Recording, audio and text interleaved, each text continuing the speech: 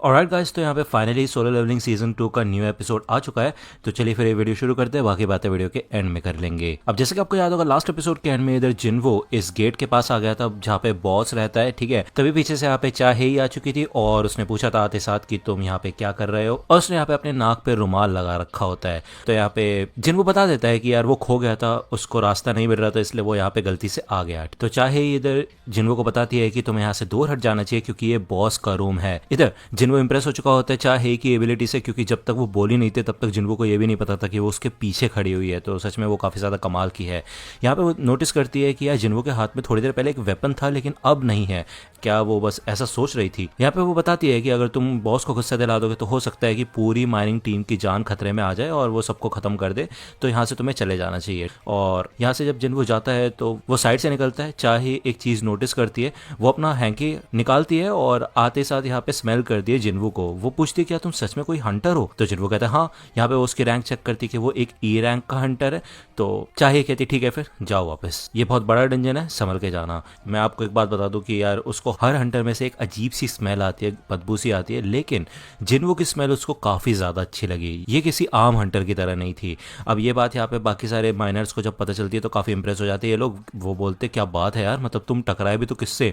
Hunter चाह से? तुम तो यार सच में काफ़ी ज़्यादा लकी हो, हम तो बस उसे दूर से ही निहार सकते हैं और उससे बात भी नहीं कर सकते, ठीक है। ये लोग बताते हैं कि यार वो बॉस से प्रोटेक्ट करने के लिए हम लोगों को यहाँ पे पेट्रोलिंग करती रहती है और अपना खुद का रेस्टिंग टाइम भी सेक्रीफाइस कर देती है। लेकिन हंटर चाह को हंटर्स के आसपास रहना बिल्कुल भी पसंद नहीं है क्योंकि उनकी स्मेल से उनको कुछ होता है, ओके। इस वजह से वो हर समय अपनी नाक को कवर करके रखती है। अब यार जिन्वो को एक बात रियलाइज होती है कि चाहे ही कोई इधर जिन्वो के अंदर से हंटर की स्मेल नहीं आई थी, और फिर आपको याद होगा वो जो आइस डीमन था उसको भी यहाँ पे जिन्वो के अंदर से कोई इंसान की स्मेल नहीं आई थी। इसका मतलब ये है कि यार वो एक प्लेयर है, इसी वजह से शायद सिस्टम ने उसको एक फेवर दे रखा है।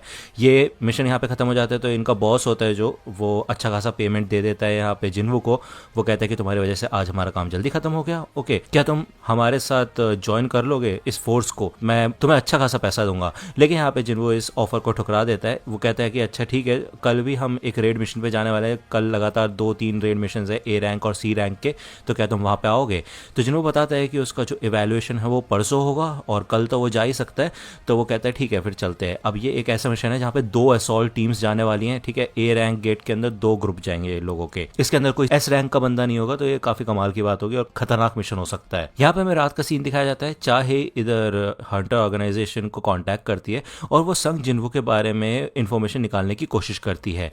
तो यार सामने से एक बंदी बोलती है कि वैसे मैं आपको बता दूं कि कल मिस्टर चॉय ने भी उनके बारे में इंफॉर्मेशन निकालने की कोशिश की थी, लेकिन ऑर्गेनाइजेशन ने उनकी इन्फॉर्मेशन को ब्लैक लिस्ट कर रखा है। मतलब संग जिन्वो की कोई भी इन्फॉर्मेशन ये लोग नहीं निकाल सकते, वो सारी इन्फॉर्मेशन सील्ड है। अब ये सारी बातें यहाँ पे चाहे के दिमाग में घूम रही होती है कि मतलब यार जो संग जिन्वो का एटीट्यूड था, उसका बिहेवियर था डंजन के अंदर, उसके बाद यहाँ पे मिस्टर चोई ने भी उसके बारे में पता करने के लिए इन्वेस्टिगेशन शुरू की, और फिर ये इन्फॉर्मेशन का सील होना, मतलब कुछ तो चल रहा है यहाँ पे, कुछ तो गड़बड़ है।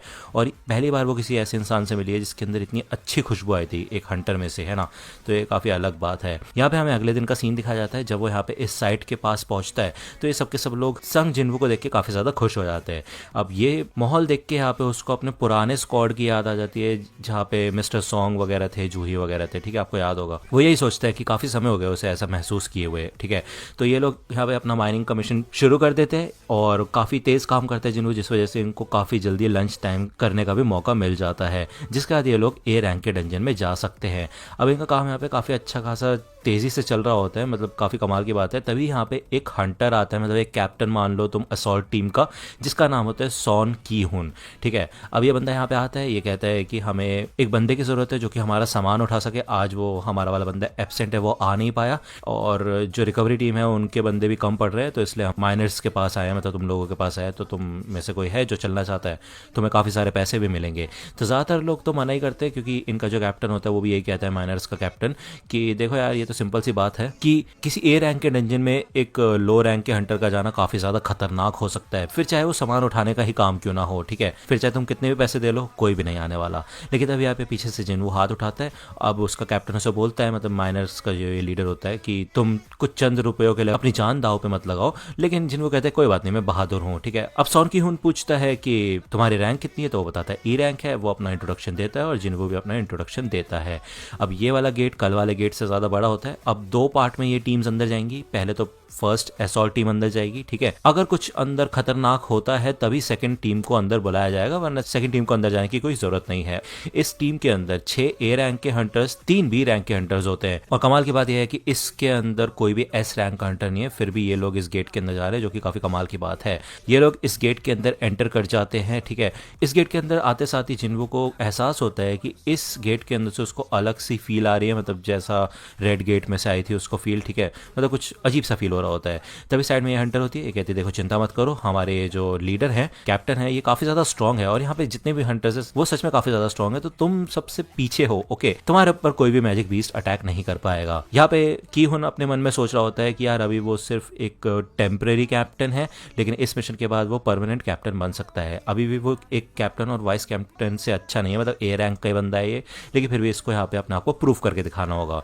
तभी इन सबको यहाँ पे कुछ एहसास होता है और भाई बिना किसी इंस्ट्रक्शन के ये सारे के सारे बंदे इधर अटैक करने के लिए तैयार हो जाते हैं, जिसे देख के जिन्वो भी शौक हो जाता है कि भाई इनका कोऑर्डिनेशन कितना कमाल का है। सामने से यहाँ पे जो डंजन चैकाल्स होते हैं वो आते हैं और ये सब पे सब अटैक करते हैं और ये सारे के सारे हंटर इजीली इनकी वाट लगा देते हैं। अब ये लोग इस बात पे कंफ्यूज होते हैं कि यार ए रैंक के डंजन के अंदर ये डंजन जैकाल्स क्या कर रहे हैं। तो जिन्वो पूछता है कि इनमें ऐसी अजीब बात क्या है, क्या ये रेयर है। तो ये हंटर बताती है कि देखो बात ये है कि ये जो जैकाल्स है ना, ये सी रैंक के डंजन के अंदर पाए जाते हैं, तो इनका यहाँ पे घूमना काफी अजीब लग रहा है, क्योंकि ये एक ए रैंक का डंजन है, तो इनको तो कब का मर जाना चाहिए था अगर ये यहाँ पे है भी तो। तभी जिन्वो यहाँ पे नोटिस करता है कि इनके गले पे एक पट्टा बंधा हुआ है, जिसका मतलब ये है कि इनको किसी ने पाल पोस के बड़ा किया है। इससे पहले कि ये कुछ सोच पाए तभी यहाँ पे कुछ ऑर्क्स आ जाते हैं और ऑब्वियस बात है ये काफी ज्यादा खतरनाक होते हैं इन जैकाल से। तो यहाँ पे ये बंदा एक स्पेयर फेंक के मारते हैं, जिससे कि इधर कीहुन की शील्ड भी टूट जाती है। टैंकर आगे आता है और इनको भड़काने की कोशिश करता है, लेकिन ये बंदे भाई पीछे वाले बंदों के ऊपर हमला करना शुरू कर देते हैं। यहाँ से अब फाइट सीन शुरू होते हैं, सारे के सारे फाइट सीन आप टेलीग्राम चैनल पर जाकर देख सकते हो, लिंक मैंने शेयर कर दिया वहाँ पे, ओके। इनकी टीम के अंदर हीलर्स भी होते हैं, मेजेस भी होते हैं, मैजिशियंस भी होते हैं, अटैकर्स भी होते हैं, टैंकर होते हैं, मतलब सब होते हैं, सबके सब अपना अच्छा खासा काम कर रहे होते हैं। इवन इनमें से एक बंदे के पास तो एबिलिटी होती है अपने ये जो मैजिक सोल्जर्स है, मतलब आग वाले सोल्जर्स, उनको निकालने की, उससे भी इसकी काफ़ी सारी एमपी यूज़ होती है, ठीक है। ये सब के सब लोग काफ़ी ज़्यादा अच्छा लड़ रहे होते हैं, लेकिन ऑब्वियसली बात है ये जो ऑर्क्स है ना, ये ओवर पावर करने लग जाते हैं इन लोगों को। हमें दिखाया जाता है कि एक बंदे का तो हाथ भी काट देते हैं ये लोग, लेकिन ये जो हीलर होती है ना, ये इस बंदे का हाथ भी पूरा ग्रो कर देती है, जो कि काफ़ी कमाल की बात है। लेकिन पीछे से एक और आ जाता है, वो यहाँ पे जब इसके ऊपर हमला करने ही वाला होता है ना, तभी ये और भाई उठने लग जाता है हवा में और इसका गला घुटने लग जाता है। अब हमें दिखाया जाता है कि जिन्वो अपनी एबिलिटी का इस्तेमाल करता है। अब ये एबिलिटी हमने देखी थी पहले, आप मेरे को कमेंट सेक्शन में बताना है इसका प्रॉपर नेम क्या है, लेकिन इस एबिलिटी की मदद से कोई भी जिन्वो को देख नहीं सकता, ठीक है। ये जिन्वो का स्टेल्थ मोड है, ओके, जो उसको एक बंदे को हराने के बाद मिला, तो वो उसका नाम तुम बता देना, ओके। तो बेसिकली यहाँ पे जिन्वो इन सारे के सारे ऑर्क्स को जख्मी करना शुरू कर देता है, इनके पैरों पे अटैक करता है, इनके गर्दन पे अटैक करता है, जिससे कि थोड़ा स्लो हो जाए। और जिन्वो का मेन मोटिव ये होता है कि यार वो एक आउटसाइडर है, तो वो यहाँ पे स्टैंड आउट नहीं करना चाहता, लेकिन ऑब्वियसली बात है वो खड़े खड़े यहाँ पे इन लोगों को मरता हुआ भी नहीं देख सकता, तो वो बस मदद करना चाहता है। तो जिन्वो की मदद से ये सब के सब लोग भाई अपर हैंड पा लेते हैं और इन सारे के सारे ऑर्क्स को हरा देते हैं, ठीक है। ये सारा खेल यहीं पे खत्म हो जाता है। भले इन लोगों ने ये चीज नोटिस की थी कि बैटल के दौरान कुछ तो अजीब हुआ था, ये एकदम से स्लो हो गए थे ऑर्क्स, लेकिन इनको कुछ खास पता नहीं चलता सिवाय एक बंदी के, जो कि होती है मैजिक कास्टर। वो कहती है कि इस बंदे ने ये चीज अंडर एस्टिमेट कर दी कि मैं मैजिक कास्टर हूँ इस टीम की, भले किसी और को पता चले ना पता चले, लेकिन मुझे ज़रूर पता चला कि इसने अपने स्टेल्थ स्किल का इस्तेमाल किया है। लेकिन चलो ठीक है, इसके खुद के कुछ पर्पस हो सकते हैं, इस बार मैं इसको जाने देती हूँ और इसके बारे में किसी को नहीं बताऊंगी। तो अब ये लोग सोचते हैं कि इनको क्या करना चाहिए, ये जगह काफ़ी ज़्यादा खतरनाक हो चुकी है, तो इनको यहाँ पर रुकना चाहिए, आगे बढ़ना चाहिए या फिर वापस चले जाना चाहिए। अब जिन्वो सोचता है कि यार मुझे पता है कि ये बंदा आगे बढ़ना चाहता होगा, लेकिन अगर ये एक अच्छा खासा कैप्टन है, तभी यहाँ पे कीहुन कहता है ठीक है फिर हम किसी और दिन इस रेड मिशन को कंटिन्यू करेंगे, अभी के लिए हम रिट्रीट करते हैं। तो ये लोग वापस आ जाते हैं इस गेट के पास। अब इस गेट के ऊपर ना एक बैरियर लग चुका होता है, एक हाई लेवल का बैरियर, जिसको तोड़ना थोड़ा मुश्किल है।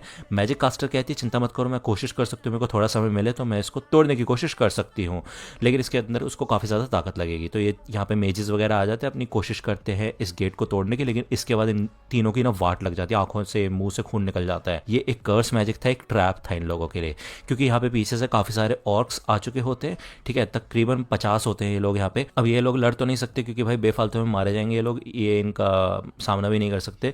ये कुछ अपनी अजीब व गरीब भाषा बोलते हैं ऑर्क्स, थोड़ी देर बाद ये इंसानों की भाषा समझ जाते हैं और ये बंदा अपना इंट्रोडक्शन देता है और बोलता है कि इंसानों, मेरा नाम है कारगलगन और मैं तुम इंसानों से मिलना ही चाहता था।